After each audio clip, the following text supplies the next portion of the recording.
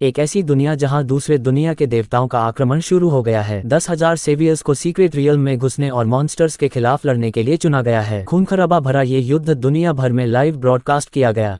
क्या ये पागलपन नहीं है कि एक आम इंसान से इन मॉन्स्टर्स के खिलाफ लड़ने को कहा जा रहा है। साइन इन सिस्टम एक्टिवेट हो गया है। पहले दिन के साइन इन पर 1000 साल पुराने मॉन्स्टर की ताकत दी गई। दूसरे दिन लेजेंडरी वार गॉड का कॉम्बैट एक्सपीरियंस दिया गया। तीसरे दिन तक तुम्हें एक ही पंच से एक प्लैनेट को डिस्ट्रॉय करने की क्षमता मिल जाएगी। एपिसोड की शुरुआत में हम देखते हैं मेन कैरेक्टर सुओक को। ये बंदा शायद सायतामा का चेला है।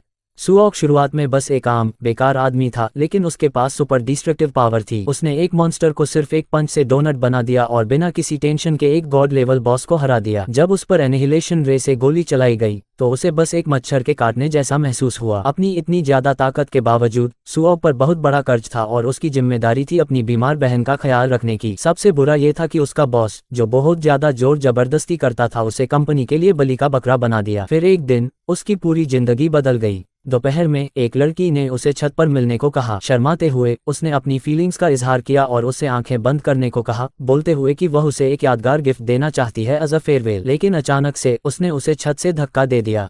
लेकिन वह नहीं चाहता था कि वह अपने प्यार को खो दे, तो उसने उसे भी नीचे खींच लिया। इसका नतीजा ये हुआ कि वह लड़की मर गई, लेकिन सुओक चमत्कारी तरीके से बच गया। जो सड़कें पहले भरी पूरी थीं, अब बिल्कुल खाली थीं। कोई भी नजर नहीं आ रहा था। उस वक्त उसके दिमाग में एक आवाज गूंज उठी, 10,000 सेवियर्स इकट्ठा हो गए हैं। ट्रायल शुरू होता है। उसे पहले कि वह समझ पाता कि क्या हो रहा है, एक औरत अजीब कॉस्ट्यूम पहने उसके पास से दौड़ गई। उसने 2 move spirit Ninja red load style में किए।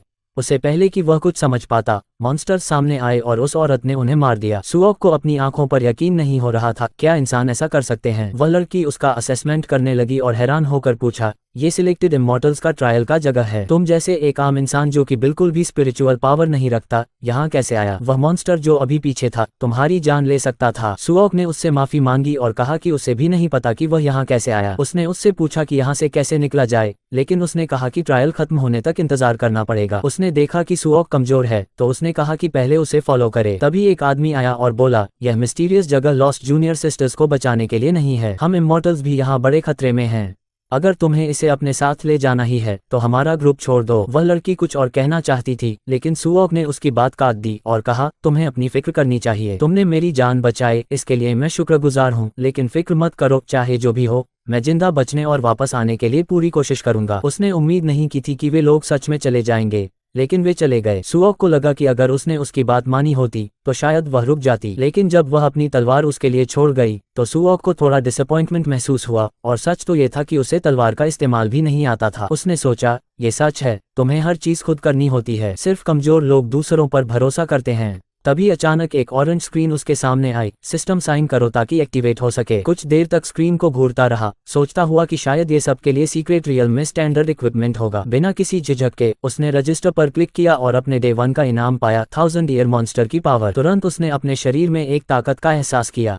पिछले रात के लेट नाइट जागने का थकान भी गायब हो गया। उसी समय रियल वर्ल्ड में एक आवाज आसमान से गूंज उठी, डिफरेंट वर्ल्ड की इन्वेजन डिटेक्ट की गई है, सीक्रेट रियल्म एक्टिवेट होने वाला है। टोटल 10,000 इमॉर्टल्स को वर्ल्ड सेवियर का दर्जा मिला है, जो सीक्रेट रियल्म में घुस गए हैं और डिफरेंट वर्ल्ड के मॉन्स्टर्स के खिलाफ लड़ रहे हैं। सीक्रेट रियल्म का ग्लोबल लाइव स्ट्रीम हो रहा है और इसका अंजाम ह्यूमैनिटी की तकदीर का फैसला करेगा। अगर वर्ल्ड सेवियर्स 365 दिनों में ट्रायल में फेल होते हैं तो डिफरेंट वर्ल्ड के देवता पृथ्वी पर आएंगे और ह्यूमन सिविलाइजेशन का अंत हो जाएगा। आवाज खत्म होती है और एक लाइव ब्रॉडकास्ट ऐप ऑटोमेटिकली सभी मोबाइल फोन्स पर डाउनलोड हो गया। इस ऐप के जरिए लोगों को पता चला कि सीक्रेट रियल्म एक बफर जोन है जो रियलिटी और दूसरे वर्ल्ड के बीच बना था। पुराने जमाने में इमॉर्टल्स ने सीक्रेट रियल्म को दूसरे वर्ल्ड से आने वाले क्रिएचर्स से बचाने के लिए बनाया था। अगर वर्ल्ड सेवियर्स सीक्रेट रियल्म में जीत गए तो पृथ्वी की स्पिरिचुअल एनर्जी फिर से रिवाइव हो सकती है और यूनिवर्सल इमॉर्टलिटी का नया युग शुरू हो सकता है। फिर एक क्यूट खरगोश फोन स्क्रीन पर आया। ये था ली चान, लाइव ब्रॉडकास्ट का एंकर। एल्डर गोए और लोगों के आइडल मिस यवांग भी आईं। उन्होंने लकी कॉइन्स का इंट्रोडक्शन दिया, जिसे व्यूअर्स अपने फेवरेट वर्ल्ड सेवियर्स को सपोर्ट करने के लिए इस्तेमाल कर सकते थे ताकि उनकी स्ट्रेंथ बढ़ सके। इंट्रोडक्शन के बाद चेन फैन, जो अभी अभी सुओक का मजाक उड़ा रहा था, सभी की स्क्रीन पर आया, लेकिन तुरंत एक मॉन्स्टर ने उसे निगल लिया। फिर जल्दी से दूसरे लाइव चैनल्स पर स्विच किया, जहां हर इमोर्टल जो दिख रहा था 3 सेकंड से कम टाइम में मर गया। इस वक्त एल्डर गोए को कुछ गलत होने का एहसास हुआ। उसने कहा, पहले सीक्रेट रियल्म ट्रायल का डिफिकल्टी इतना हाई नहीं होना चाहिए। जैसे ही उसने यह बात खत्म की, एक इमरजेंसी नोटिफिकेशन आया, दूसरे दुनिया के देवता फोर्स के साथ इन्वेड कर रहे हैं। पहले सीक्रेट रियल्म की डिफिकल्टी को रैंक ए के अपर लिमिट तक बढ़ा दिया गया है। इसका मतलब 500 साल के कल्टीवेशन बेस वाले मॉन्स्टर्स आएंगे। यह अनाउंसमेंट देखकर एल्डर गुए के रोंगटे खड़े हो गए। दुनिया का सबसे स्ट्रॉन्ग इमोर्टल भी सिर्फ एक 1000 साल पुराने मॉन्स्टर के बराबर है, और इन यंग इमोर्टल्स के लिए एक 300 साल का मॉन्स्टर ही काफी है उनकी बुरी हालत करने के लिए। तभी सुओक शांत से बैठे हुए नूडल्स खा रहा था। ब्रॉडकास्ट देख रहे लोग इस सीन पर हंसने लगे, जबकि तीनों एंकर हैरान हो गए। एल्डर गुए ने समझाया कि सुओक सिर्फ एक आम आदमी है जिसके पास कोई स्पिरिचुअल पावर नहीं है, और यह बात सुनते ही लाइव ब्रॉडकास्ट रूम में लोगों ने उसे मजाक का निशाना बना दिया। उस वक्त एक काला साया दरवाजे के दरार से अंदर घुसा और एक बड़े साइज का मॉन्स्टर बन गया जो सुओक को घूर रहा था। सुओक ने काफी तमीज से उसका सामना किया, बस थोड़ा सा घबराया था मॉन्स्टर के अचानक से आने पर। एल्डर गुए ने कहा था कि सुओक ज्यादा से ज्यादा 3 सेकंड तक ही टिक पाएगा। हालांकि सुओक के पास सिस्टम की वजह से 1000 साल पुराने मॉन्स्टर की शक्ति थी, लेकिन इस जगह के छोटे मॉन्स्टर्स भी हजारों से लेकर 10,000 साल तक जीते आए थे। सुओक कुछ सोच ही रहा था कि मॉन्स्टर ने एक जोर का हाथ उसकी तरफ मारा। सुओक ने एक हल्की छलांग से उसका हाथ छोड़ दिया और समझा कि मॉन्स्टर की स्पीड बहुत धीमी थी। मॉन्स्टर ने हैरान होकर अपना हाथ उठा के देखा कि क्या सुओक अब भी वहां है। लगता है ये धीमा है, पर इसका डिफेंस स्ट्रॉन्ग होगा। सुओक ने सोचा, शायद इसका डैमेज रिफ्लेक्शन इफेक्ट भी हो। सुओक ने सोचा कि वो टॉन्ग का दिया हुआ तलवार इस्तेमाल करे और हल्का सा वार करके देखे, लेकिन उसके हैरान होने की बात थी कि एक वार में तलवार टूट गई। एक ही स्लैश से मॉन्स्टर को सुओक की स्पीड का एहसास हो गया और मॉन्स्टर के स्पाइन में एक ठंडक सी दौड़ी, पर असल में मॉन्स्टर को कुछ भी नहीं हुआ था, बल्कि मॉन्स्टर और ज्यादा कॉन्फिडेंट हो गया। तब तक सुओक के हाथ में तलवार के 2 टुकड़े हो चुकी थी, जैसे एक्सपेक्टेड था। मॉन्स्टर ने उसको सिर्फ अटैक करवाने के लिए उकसाया था। खुशकिस्मती से सुओक ने अपनी पूरी ताकत नहीं लगाई थी, पर उसके इस परफॉर्मेंस ने रियल दुनिया में बस क्रिएट कर दिया। कुछ लोग कह रहे थे कि वो सिर्फ मॉन्स्टर का मसाज कर रहा था, और कुछ लोग समझते थे कि वो एक आम इंसान से ज्यादा ताकतवर है। एल्डर गुए ने भी ये माना कि उन्होंने उसका गलत अंदाजा लगाया था। फिर भी बिना स्पिरिचुअल पावर के सुओक मॉन्स्टर को नुकसान नहीं पहुंचा सकता था, और ये तय था कि वो हार जाएगा। हाँ, उसकी डॉजिंग स्पीड फास्ट थी, लेकिन अगर एक बार हिट लग गया तो वो मर जाएगा। जल्दी ही सुओक एक कोने में जा चुका था। मॉन्स्टर के सामने कोई रास्ता नहीं था। अब जब डॉज करना भी मुमकिन नहीं था, तो एक फेक अटैक करके भागने का मौका ढूंढना था। उसने हाथ उठाया और जल्दी से मॉन्स्टर को पकड़ने की कोशिश की, लेकिन जो रिजल्ट आया वो अनएक्सपेक्टेड था। मॉन्स्टर एक पल में राख बन गया। सुओक ने सोचा, ये मॉन्स्टर तो बहुत वीक है। इसी वक्त लाइव ब्रॉडकास्ट रूम में लोग सुओक से इम्प्रेस हो गए और बहुत लोगों ने उसको लकी कॉइन्स दिए रिवॉर्ड के रूप में। सिस्टम ने उसको बताया कि उसने 5000 से ज्यादा लकी कॉइन्स कमाए हैं, जो उसकी कॉम्बैट पावर में 50 पॉइंट्स का इजाफा कर सकते थे। तभी सुओक को लकी कॉइन्स के बारे में पता चला, लेकिन उसको अपनी ताकत में कोई फर्क महसूस नहीं हुआ। सिस्टम की मदद से उसने जाना कि उसकी अब तक की कॉम्बैट पावर 10,000 जोड़ 50 थी, तो 50 पॉइंट्स का इजाफा महसूस नहीं होता था। इसी दौरान इमोर्टल रिप्रेजेंटेटिव्स जैसे एल्डर गुए चुप हो गए। वो एम्बेरेस्ड नहीं थे, पर सिचुएशन उनके लिए अच्छी नहीं लग रही थी। एल्डर गुए के मुताबिक 100 साल पुराने मॉन्स्टर की कॉम्बैट पावर 100 होती है, 200 साल पुराने मॉन्स्टर की 300, 300 साल पुराने मॉन्स्टर की 500, 400 साल पुराने मॉन्स्टर की 1000 और 500 साल पुराने मॉन्स्टर की कॉम्बैट पावर 2000 तक होती है। इमोर्टल्स के लिए ये अनबीटेबल दुश्मन होते हैं। हाँ, सुओक को इस सब का कोई इल्म नहीं था। खाना खा के वो आराम से सो गया। बाकी लोग उसको एक आम इंसान समझ रहे थे जो अपनी पूरी कोशिश कर रहा था। जैसे एल्डर गुए ने कहा था कि वो इतना आसान नहीं था जितना दिख रहा था। उसके पहले वाले मूव ने काफी डॉजिंग और टाइम लिया था एक अटैक के लिए ताकत इकट्ठा करने में। इसका असर ये हुआ कि लाइव ऑडियंस ने बी मैंगजून के ब्रॉडकास्ट रूम में स्विच कर लिया, जो अब एक 300 साल पुराने मॉन्स्टर से लड़ रहा था। एल्डर गुए को लगता था कि ये सुसाइड मिशन है, क्योंकि बी मैंगजून सिर्फ एक फ्रीलांस कल्टिवेटर था और एक ऐसे डिसाइपल से बहुत कमजोर था जो पहले एक 300 साल पुराने मॉन्स्टर को हरा चुका था। पर एक हिट लेने के बाद भी बी मैंगजून को कुछ नहीं हुआ था। क्या बस इतना ही कर सकता है 300 साल पुराना मॉन्स्टर? ये डिसअपॉइंटिंग है, बी मैंगजून बोला। कब मुझे एक ऐसा ओपोनेंट मिलेगा जो मुझे पूरी ताकत से लड़ने पे मजबूर करे? जब फाइट चल रही थी, सुओक धीरे से एक कोलैप्स हाउस से बाहर निकला। मैं थोड़ी देर सो गया और घर कोलैप्स हो गया। ये सीक्रेट रियल्म तो बहुत खतरनाक है, उसने कहा और मदद ऑफर की। बी मैंगजून कॉन्फिडेंटली बोला, बस देखो, मैं इस छोटे मॉन्स्टर को अकेले संभाल सकता हूँ। सुओक ने हाँ में सिर हिलाया।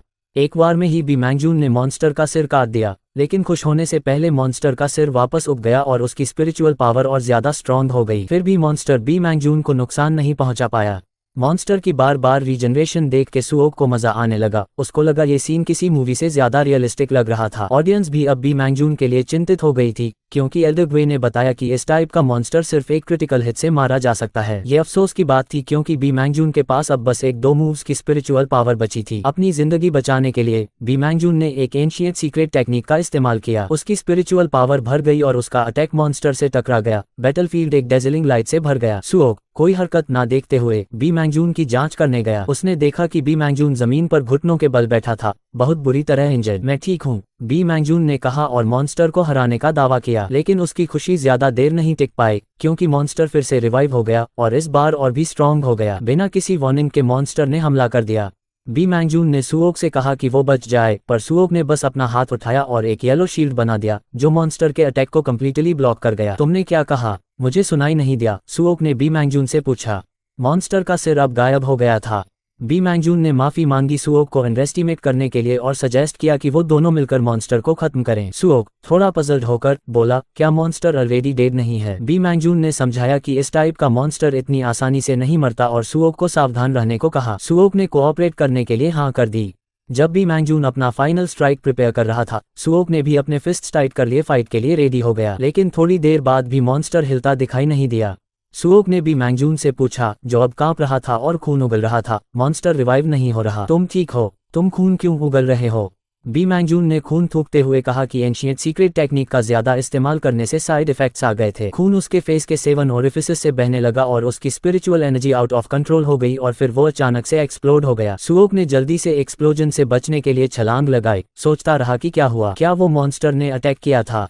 उसने सोचा कि ये बेस्ट होगा कि इस वक्त यहाँ से निकल लिया जाए। मान के चलो बी मैंगजून अब मर गया। एल्डरग्वे जो ब्रॉडकास्ट देख रहा था तुरंत समझ गया कि बी मैंगजून ने अपने आप को क्यों उड़ा लिया। सुओक का बॉस भी उतना ही शॉक में था जब उसको ये समझ आया कि जो इमॉर्टल्स उसने बुलाए थे वो भी 300 ईयर लेवल तक नहीं पहुंच पाए। इसी दौरान वुटोंग एक और कल्टिवेटर अपना होश खो चुकी थी क्योंकि उसके सारे टीममेट्स मर चुके थे। सुओक उसके पास गया और वो उसको जिंदा देखकर हैरान हो गई। मुझे नहीं लगा था कि तुम एक आम इंसान बच जाओगे, उसने कहा। सुओक ने मॉडेस्टी से जवाब दिया कि ये सिर्फ किस्मत थी और उसने ये भी बताया कि जो तलवार उसने दी थी वो टूट गई है। ये सुन के वुटोंग ने अपना सिर नीचे झुका लिया और बताया कि उसके साथी सब मर चुके हैं। उसने दुनिया बचाने की कोशिश करने पर अफसोस जताया और बस अपनी जान बचाना चाहती थी। उसने सजेस्ट किया कि वो दोनों छुप जाएं और किसी और का इंतजार करें जो बॉस को मार सके। लाइव ब्रॉडकास्ट रूम में लोग उसकी एरोगेंस पर कंप्लेन कर रहे थे, लेकिन सुओक जो कमेंट्स नहीं देख सकता था बस चुपचाप वुटोंग के पीछे चल दिया। उसने कहा कि ये एरिया उसके एक्सपीरियंस के हिसाब से ज्यादा सेफ है, लेकिन उसने पास में एक आवाज सुनी। उसने आसपास देखा और जल्दी से मॉन्स्टर के टेंटिकल्स को थोड़ी दूर पर देख लिया। वुटोंग तुरंत भाग गई और उससे कहा कि वो बिल्डिंग के अंदर भाग जाए,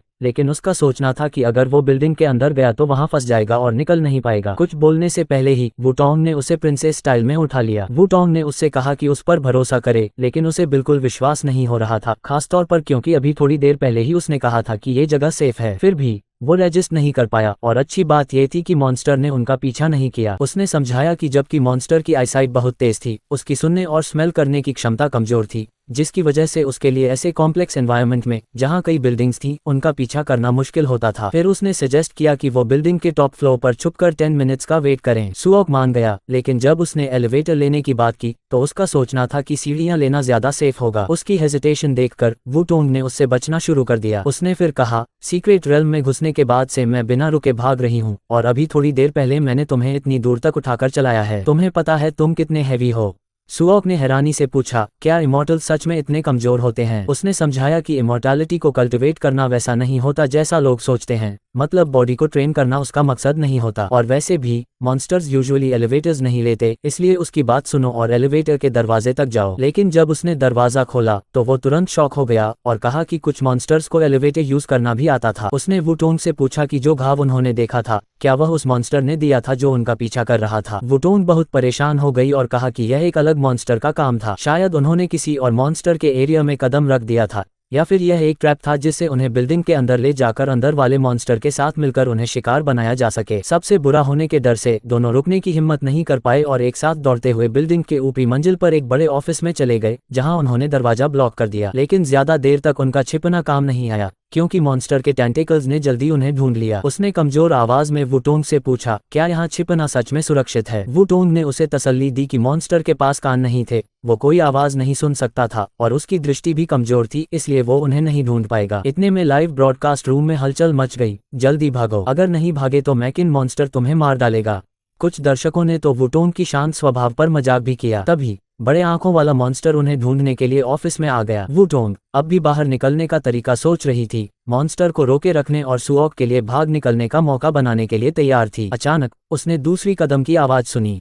शुरुआत में वुटोंग ने उस पर विश्वास नहीं किया और मजाक करते हुए कहा कि वह मॉन्स्टर की आंखों और कानों को मिलाकर eyes in years of God बना सकते हैं। आसानी से एक गॉड के कान ऐसा लगता था कि आ गए हैं। जैसे ही वह नजदीक आया, वुटोंग को बड़े आंखों वाले मॉन्स्टर ने तुरंत धमकी दी। अब एक मॉन्स्टर आंखों से बना था और दूसरा कानों से। उन्हें पता था कि वे आसानी से भाग नहीं सकते। थोड़ी देर बाद बड़े आंखों वाले मॉन्स्टर के टेंटेकल्स ने उनकी जगह का पता लगा लिया और उसका पूरा शरीर उस टेबल पर दबा दिया जहां वे छिप रहे थे। अचानक एक बड़ा हाथ मॉन्स्टर पर दबा। भाई, जब तुम अचानक अपना हाथ मेरे सिर पर रखते हो तो ये सच में डरावना होता है, सुओक ने हैरानी से कहा। आदमी ने जवाब दिया, और कोई तरीका नहीं है, मुझे कान नहीं है। वह आदमी भी एक मॉन्स्टर था। एक पंच में उसने चोंग या मॉन्स्टर को तोड़ दिया।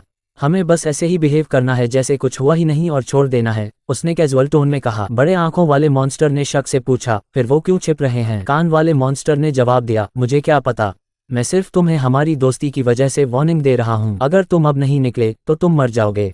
बड़े आंखों वाला मॉन्स्टर, जो दिल से डरपोक था, जल्दी से भाग गया। कुछ देर बाद सुओक और वुटोंग टेबल के नीचे से क्रॉल करके बाहर आए। उसने कंफर्म किया कि दोनों मॉन्स्टर्स दूर चले गए हैं।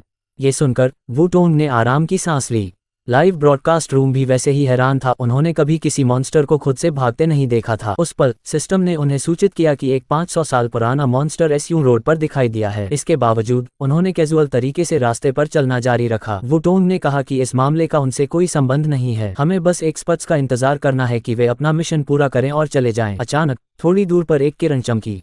सुओक ने वुटोंग को याद दिलाया कि यह एसयू रोड है जहां मॉन्स्टर दिखाई दिया था। उन्होंने जल्दी से दौड़ लगाई। 1800 मीटर तक परेशानी से दूर चले गए। वे और दूर भागना चाहते थे, लेकिन तभी एक सिल्वर हेयर्ड आदमी धीरे धीरे उनकी तरफ आया। हेलो तुम दोनों, उसने कहा, मैं टाओ सेक्ट से येनिंग स्वॉर्ड का शिष्य हूँ।